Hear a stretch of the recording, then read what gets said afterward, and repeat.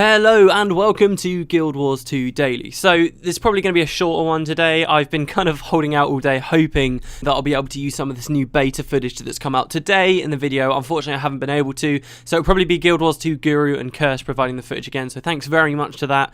Hopefully, I've got my fingers crossed, I'm asking people like mad right now. By tomorrow, we should have some of this new awesome beta stuff going on. Today's been nuts. It's been absolutely mad with all the press coming out with all these amazing things, all these awesome videos coming out, and I definitely want to be able to share some of the cooler ones that I found myself with you guys through this series, which should be awesome, but we may have to wait just a little while before I can actually start to get my hands on some of that stuff. Some of the new racial elites and stuff look so cool, but yeah, we'll cross that bridge when we come to it. So, 3 quicker questions today, I suppose. The first one comes in from Nitpicker42, who says, Guild Wars 2 presents a more persistent world, which goes on existing even when someone's logged off, through world versus world, the event system, less instancing, and so on. So, do you know if there are any plans to allow one's characters to coexist, or even meet or interact with one another?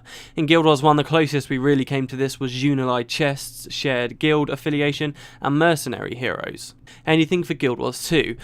Sadly not, actually. This was something I was really excited about a long time ago with Guild Wars 2. When we first heard, in case you don't know, one of the first features we really heard that was going to be in Guild Wars 2 was this idea that every single character in the game would have their own personal AI companion, sort of like a hero that you'd expect from Guild Wars 1. So this companion you'd be able to equip with its own armor, you'd be able to specifically fine-tune its traits or the upgrades that it's got on all of its equipment, you'd be able to choose its skills and everything. This was kind of the idea. You'd be able to finely tailor this character, and the character would go around everywhere with you. I guess really this came out of the fact that with Guild Wars 1, ArenaNet had a very team-oriented mindset when it came to their PvE. The whole game was based around being in teams, 8-man teams, and I guess at one point they decided, hey, this isn't really working. Asking players to be with 7 other people all the time is too much to ask. How about we just kind of give everyone their own little companion and balance the game around that? Which seemed cool at first. It definitely seemed like an interesting idea, and obviously Star Wars The Old Republic did something reasonably similar to that. However, as time went on and their development goals got refined, shall we say, they seem to have realised, hey, do we really need this companion? Why don't we just let the player do everything? Let the player be self-sufficient. Let them be able to heal themselves. Let them be able to fulfill all the roles that are necessary in combat in the game. And that's what they ended up doing. So this whole feature, these companions, was cut. Now, I only mention this because the exciting part of this system for me was the idea that we could have our companion be one of the other characters on our account. So you'd make an alt character, and then you could have that alt character run around with you while you were playing on your main. And that was a really exciting idea, and a lot of people were very interested in that coming into the game. And it looked like for a while, because so many people were talking about it, that was going to be a feature we were going to see. But sadly it got cut out of the game. It got cut. That whole kind of aspect's been now removed, and I completely understand why ArenaNet went with it. And I guess in a sense you will still be able to play with companions every now and then. It's just that now these companions are going to be characters from in your personal story, main characters that will be moving around with you. There was also another feature as well. This is slightly off topic, but there was another feature they were describing, I believe, as mercenaries for a while. And this was the idea that there'd be NPCs around in the persistent world, and if you could find one and pay them enough money, you would basically buy their allegiance and they'd wander around with you. It was kind of an homage to this original companion system, but even that we've had no evidence of happening in beta. So really that whole aspect's been cut out. And where does that leave us for being able to interact in some way with the alts on our account? And I don't really see anything. There's no real features there anymore. Obviously there are still things like guild affiliation that we can look towards, but aside from that, no. I mean, even that's been whittled down a bit, because in Guild Wars 2 separate characters can be in separate guilds, while in the first game all your characters on your account would always be in the same guild. So that's kind of changed as well. It's not something I think ArenaNet are really looking to do with Guild Wars 2. They are obviously innovating in a lot of different areas, but maybe this just isn't one of them. You know, this could be one of those things that they end up trying to innovate further with when it comes to expansions and they need more new ideas. We kind of saw that with Guild Wars 1 when the mercenary heroes were added later on in that game. Mercenary heroes, if you're not aware, was the idea of having these companions in Guild Wars 1 be alternate characters from your account, which was added very recently to the game. It was one of the newest features they've added, and it's been very popular. So yeah, maybe one day we'll see something like that in Guild Wars 2, but for now it's certainly not something that they seem to be looking towards.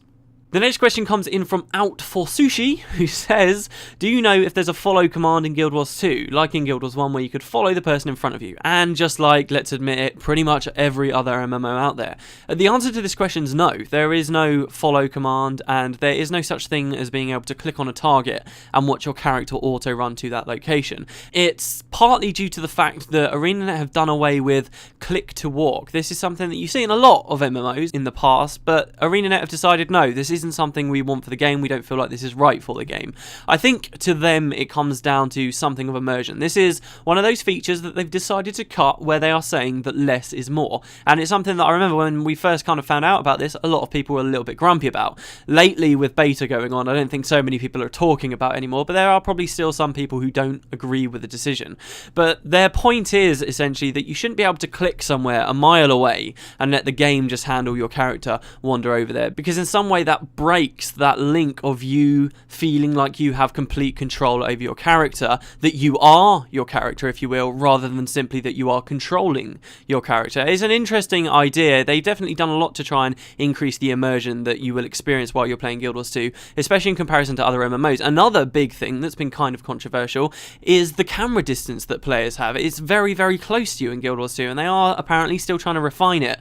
But a lot of people are grumpy about this. They want to be able to zoom out really far. They want to have amazing field awareness. But obviously that reduces the immersion in the game, and they're trying to find the right balance here. And I think they're definitely going for something far more restrictive, if you will, than other MMOs have tried. Whether it will really play off in their favour, I'm not sure. This is kind of one of those convenience features. And they've still got auto run in the game. You can still like tap R and you'll just auto run along on your spot. Is that really much of a stretch to ask that we can then click a location? Because if you tap R and you're auto running, how's that different to using click to move or automatically following one of your allies? I mean, it's slightly different. There is slightly more control. You do need to be slightly more active while playing the game, but it's not that much. It's a weird topic. I'm not too upset about it. I definitely would like the game to be as immersive as it possibly can. I would like to see Guild Wars 2. I'd like to see Tyria be a place I can just completely sink into and forget I'm playing a game, rather than be constantly aware that I'm playing a game and trying to min-max and do everything as efficiently as possible.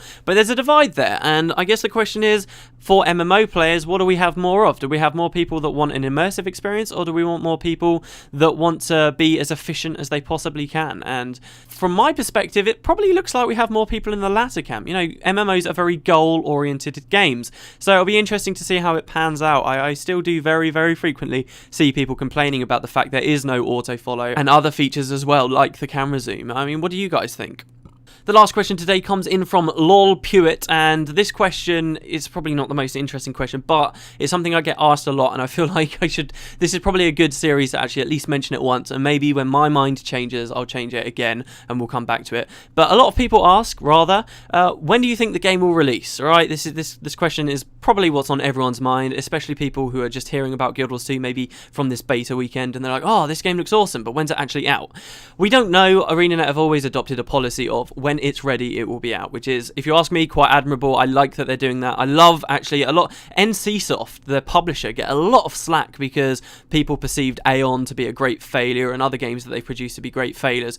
But as a publisher, massive kudos to NCSoft. They have given ArenaNet free reign. I don't even think NCSoft, for a long time of Guild Wars 2's development, really knew when ArenaNet planned to have it out. They have just said, when it's ready, it will be out, and we're going to take our time. And particularly to the public, that is still the case. You can go to a game shop and you might pre-order it from somewhere and they'll say, oh hey, yeah, we've got an internal date of this. The truth is, nobody knows. ArenaNet will one day announce when the release date is, but at the moment it's anyone's guess.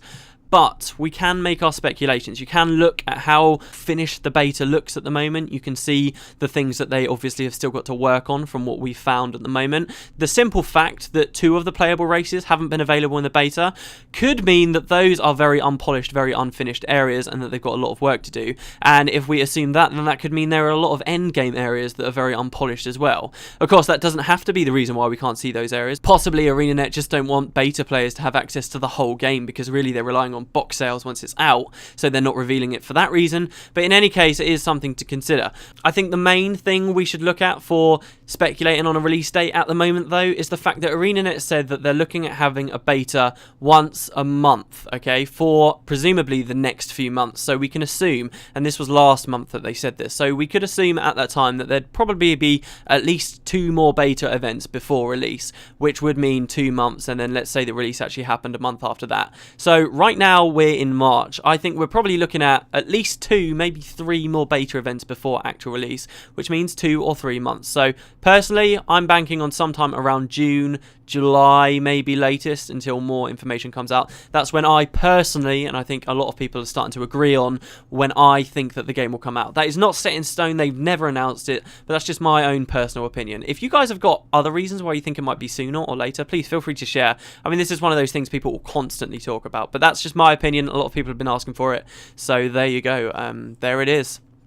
But there you go, guys, that's me done for the day. I found out, actually, just before filming this, we were the 80th most, I think in the UK, viewed channel on YouTube, though, today. And that blows my mind. It really does. Thank you very much to everyone who's just found me and who's been watching, and particularly you guys who have been seeing me from when we first started the Let's Play. This has just been absolutely awesome, and I really hope we do keep growing. So thanks very much, guys. Please feel free to leave any questions you could possibly want for tomorrow's episode down in the comments section. I will be reading all the comments, no worries about that.